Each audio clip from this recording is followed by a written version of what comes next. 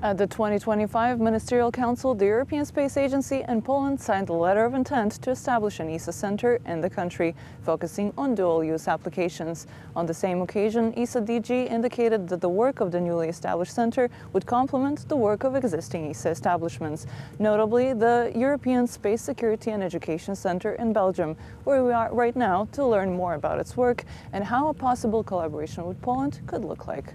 Here to discuss that and much more, I'm pleased to be joined by the head of the establishment in Belgium, Jean-Luc Trullemans. Jean-Luc, thank you very much for joining us. My pleasure. Before I proceed to questions pertaining to the collaboration between the Future Center in Poland and this establishment in Belgium, do tell us, what does the European Space Security and Education Center do? So what we are doing in the Space Security and Education Center is quite unique for ESA. So we are hosting the Cyber Security Center. We are performing the space cyber security for the agency.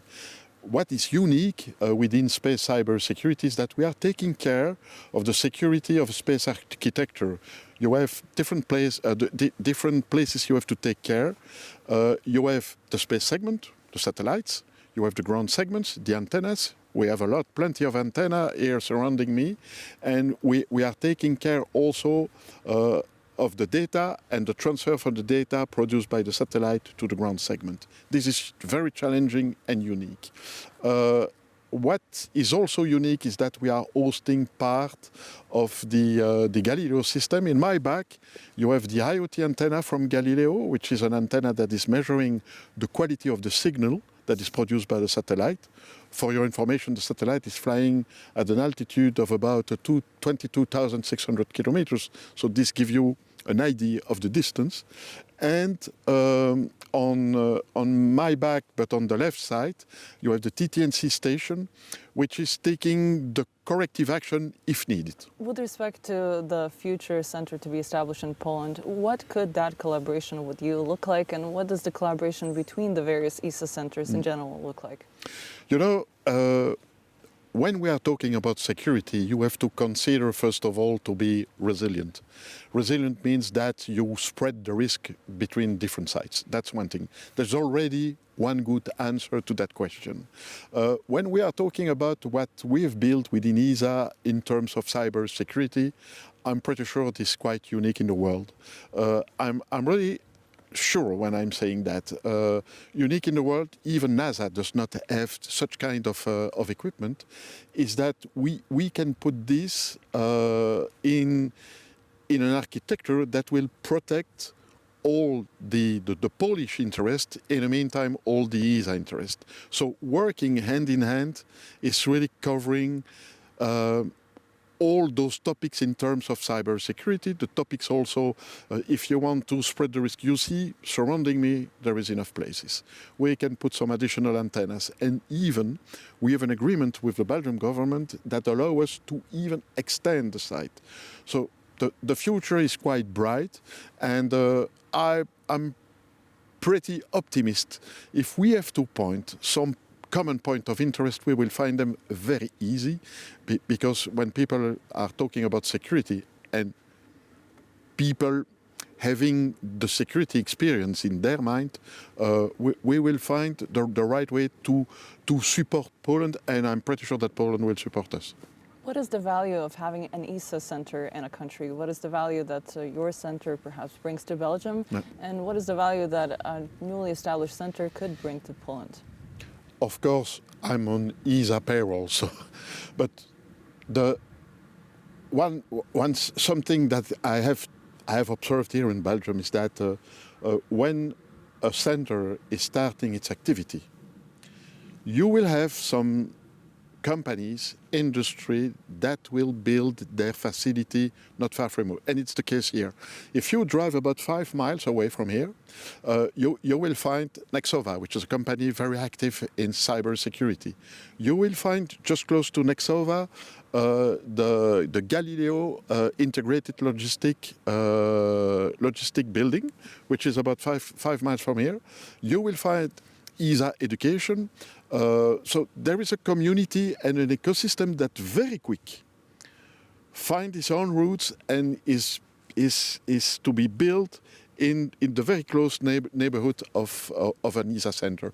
If you have a look in the Netherlands, it's the same surrounding the ESTEC.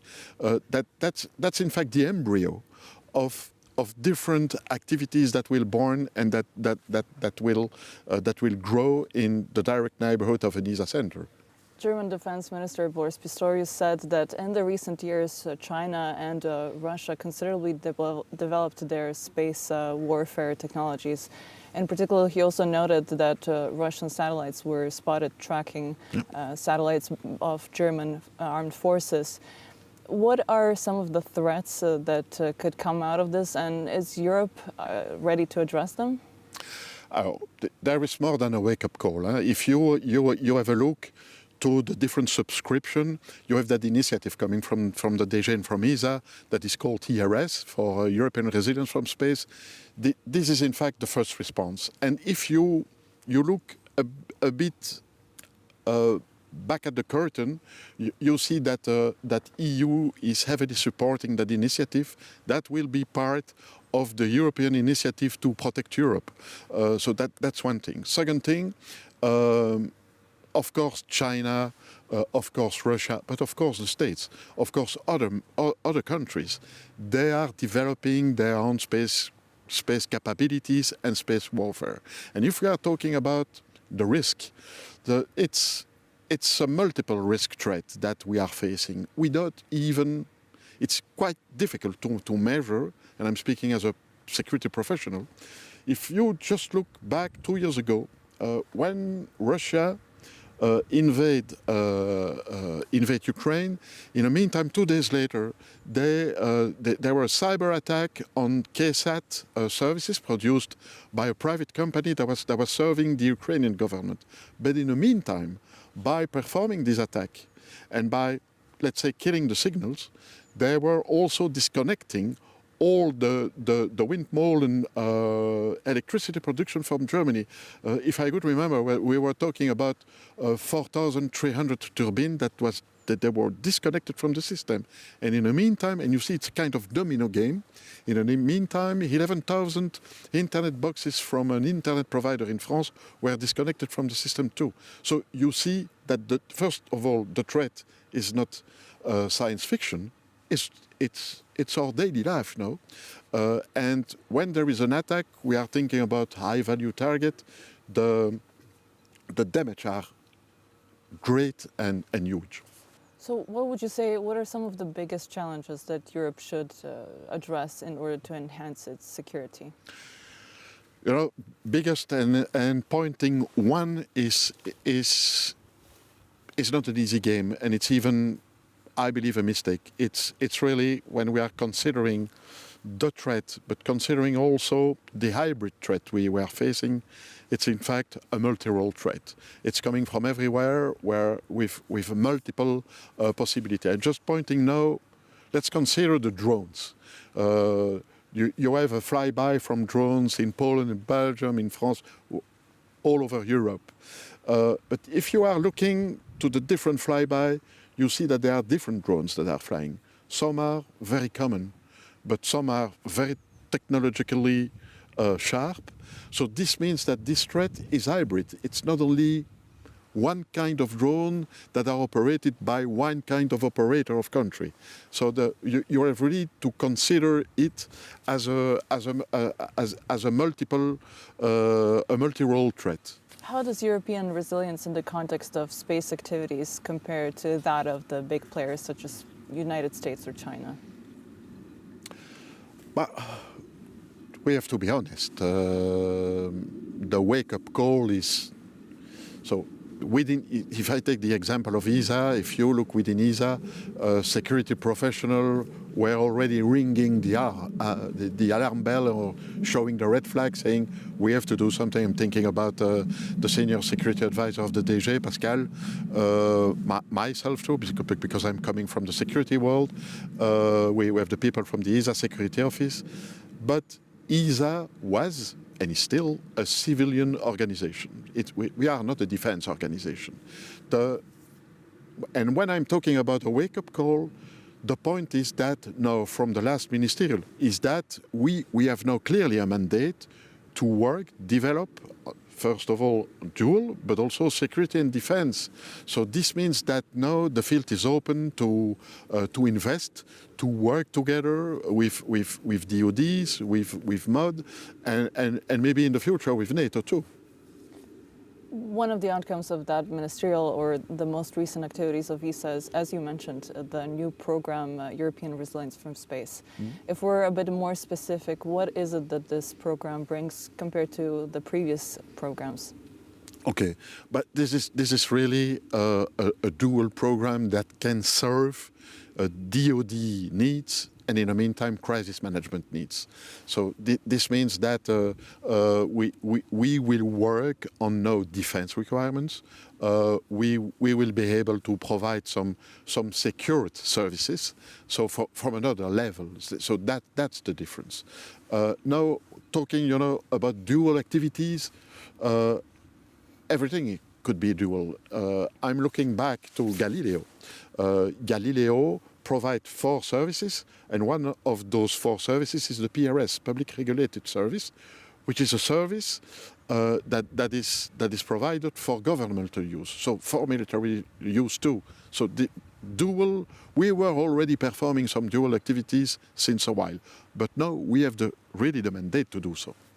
That's the difference. Poland recently got its first military satellite. What would you say is the significance of a development like that?